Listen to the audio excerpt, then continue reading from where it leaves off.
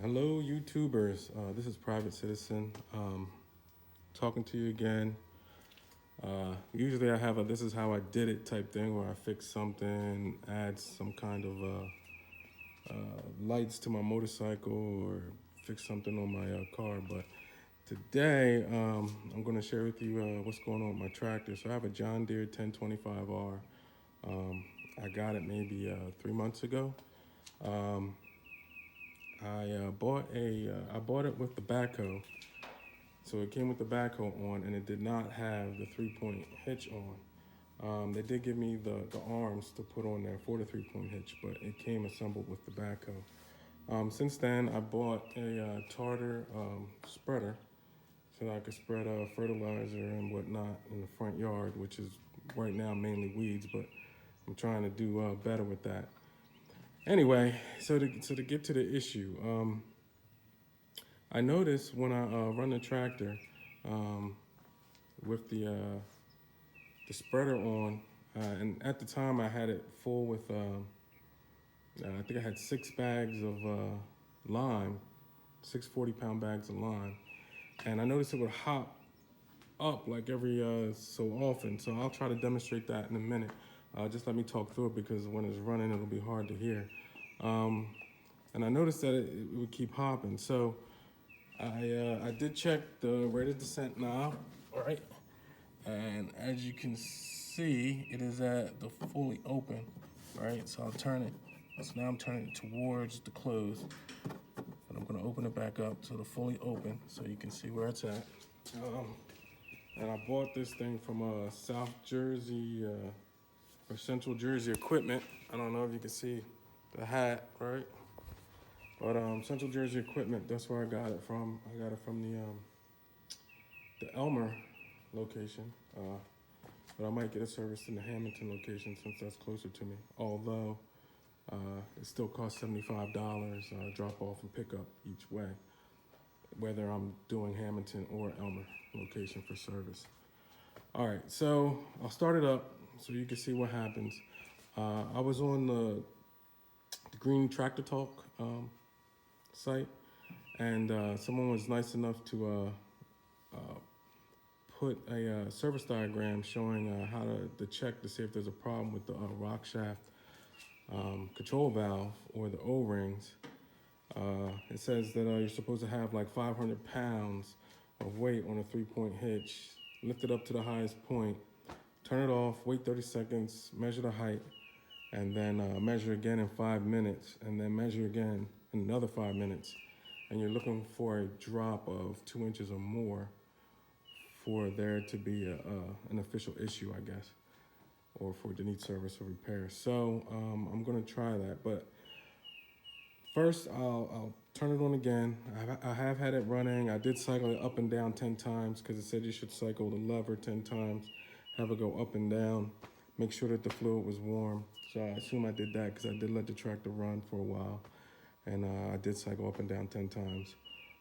But I will start it. First I'll start the tractor, I'll raise it to the top, and I'll demonstrate the bounce that it does. Now for weight right now, I just have in here, I have 2 20-pound bags of charcoal. I have a air compressor from Harbor Freight, and 5 gallons of diesel fuel just for weight. And the spreader weighs 135 pounds, if everybody wanted to know. So at most, this is maybe 250, 300 pounds, not the 500 pounds that the test requires.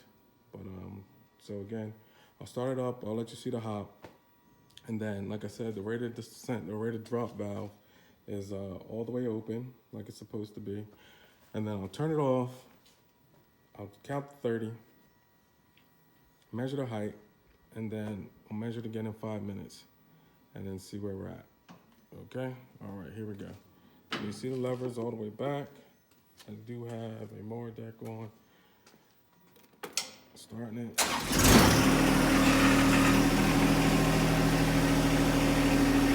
Sitting all the way in the up position. I don't know if you can hear me, but it's the up position. I'm gonna switch to landscape now.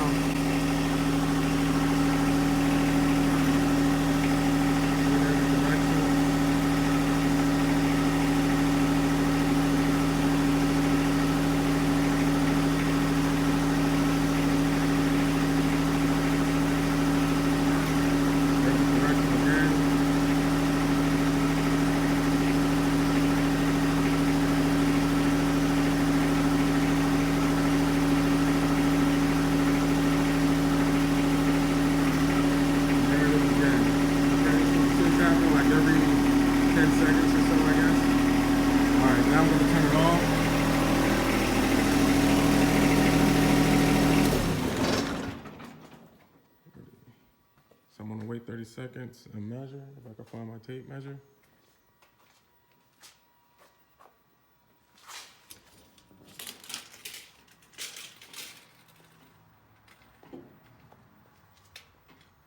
I don't know if you can hear that ticking.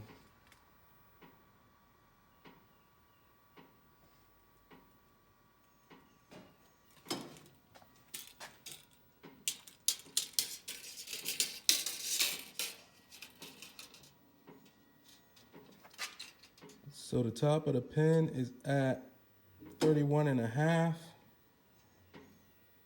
And I will wait 5 minutes and measure again.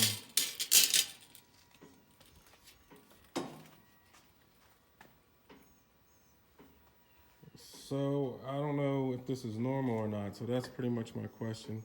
I have service scheduled for Tuesday, today being Friday. Well, that's not when service is scheduled, that's when they're supposed to pick it up. Now they said that they were 2 weeks out for actually working on it. When I did call the location in Elmer, they said that they were 4 weeks out. And if you didn't know, their policy is to have the tractor delivered, or either you drop it off or they pick it up when you make the service appointment, and have it stay at their location until they're ready to work on it. So if I did have it sent to Elmer, they would have it for like about a month before I got it back, or a month before they could start working on it, figure out if it needed parts, and if they didn't have the parts in stock, order them. So it could be, I guess, up to 5 weeks before I got it back. Yeah, so I asked if there was, if I could drop it off closer to the time that they were ready to actually work on it, and they said no, they don't really work that way. So I don't know if that's standard for, tractor service. But just so if you buy a tractor that, wherever you get it from, I guess you might have to deal with that. I don't know if different places have different policies. But coming up on 3 minutes to go for the first 5-minute test. Again, this is not the full 500 pounds.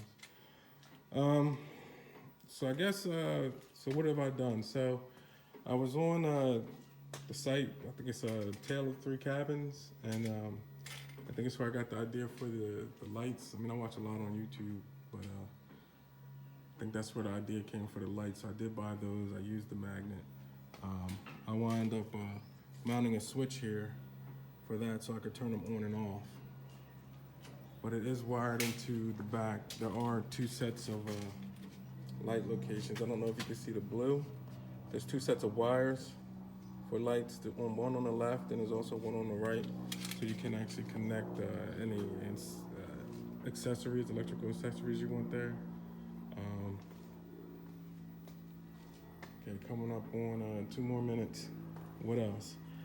I think it's Good Times tractor. Gave me the idea for the plugs. So these plugs, the 3-inch plugs that he showed on his YouTube site, do not fit the John Deere. I had to wind up modifying them a little bit. I had to cut the inner ring down, take like maybe a 1/4 inch off of it all the way around, and that fit in. And then I took a chunk out of the rubber, the gasket in there that expands. So I did that and they fit. And right now I have a chain in there, a chain similar to this one that I got at, I think it was Home Depot. It was a 20-foot chain, and I just cut it in half. And I put extra, another set of hooks on there. And that's what I have inside there in case I'm out somewhere and need it. Coming up on another minute, and that'll be our 5. What else did I do? Good Times tractor. I did update the bulbs and the lights and front headlights in there. I think that's it really. And I put these on so it'd be easier to pick up so I could pick up the actual mower deck, make it easier for storage. But more importantly, just to work on the bottom, it makes it 10 times better just to clean the bottom of the deck. to, if I need to sharpen the blades or remove them. If at some point I need to replace, I guess they're called mandrels. At least that's what it was on my old Sears Craftsman. But this just makes it easier to work on. So I would suggest getting those. I think it's a couple $100 for a set. You could buy it from like John Deere Parts online and put them on there yourself. It's pretty easy, not bad. That's it. I'm thinking about getting implements, but I'm just trying not to go crazy and just buy a bunch of stuff I really don't need. I did get the pallet forks from Titan. Okay, so we're coming up. So now it's been 5 minutes, and the top of the link is at 29 and a half. So the first 5 minutes is 29 and a half. So I'm thinking that that's 2 inches. So then this would actually fail the test for maximum amount of drop in a certain time. There is another test where you keep the rate of descent knob totally closed and you measure the drop in 5 minutes to see if it's, that didn't sound good. You measure the rate of drop in 5 minutes and see if there's a problem with that valve, the rate of descent valve. But yeah, that's where I am right now. So we'll see what they say. I'll keep you posted. Put this on YouTube, and I'm going to post it on the Green Tractor Talk site. There's a lot of good information out there about the tractors. I mean, it might be a little difficult to like search through it. You gotta use the right words sometimes to search things out. But there's a lot of good info out there. People are kind enough to put schematics and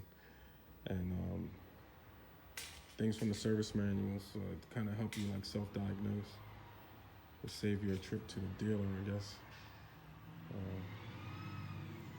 So I'm waiting on another 5 minutes. We got another 3, and that'll be the second 5. But yeah, I think we were at like 31 and a half, and then we were at 29 and a half. So it's like right at the legal limit. But again, I don't have a full 500 pounds in here. So with 500 pounds of ballast, I think it definitely would have dropped further and failed that test.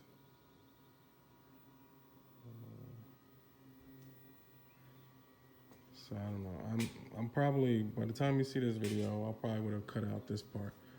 I don't want to have you just sit here waiting for me to do the second 5 minute test. I did add this knob.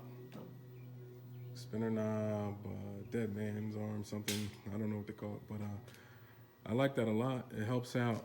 Just so you know though, because of the way the actual steering works using a hydraulic cylinder, once you turn it all the way left or all the way right, and the pressure releases, you can continue to turn the steering wheel. So the knob is never going to be exactly in the same location all the time, going straight ahead.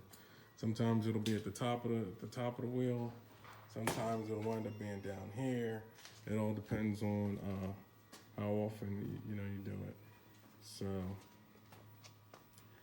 another couple minutes, and then I'll take that final measurement.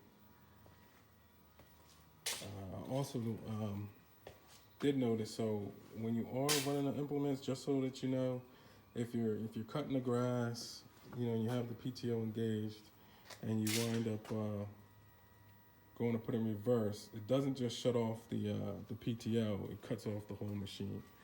So I did notice if you just barely tap the reverse pedal enough for it to just start going backwards, you can move backwards without it shutting off. But you gotta be like light on the pedal and go really slow. But there is a fix. You can take off the 2 outer bolts. There's an outer bolt, screw there. There's another screw there underneath that arrow on the right hand side. And there's the 2 bolts You can see underneath the seat, one is to the left by the lever for the four-wheel drive, and the other one is to the right next to the switch for the lever for the hydrostatic low, medium, and high. And then that piece comes off, the front plastic piece comes off. And then you'll see that there's a switch there. If you put a zip tie on that, it'll hold the switch in, the actuator on the switch in, and you won't have that problem anymore. Okay, so we're coming up on, this is a 10-minute mark. And we are at 28 inches. Just under 28, more like 27 3/4. Okay, so that's it. That's the end of the test. And thank you all for watching. I hope this is helpful, and I will keep you posted as to what happens when I get the tractor back and which service says. All right, bye.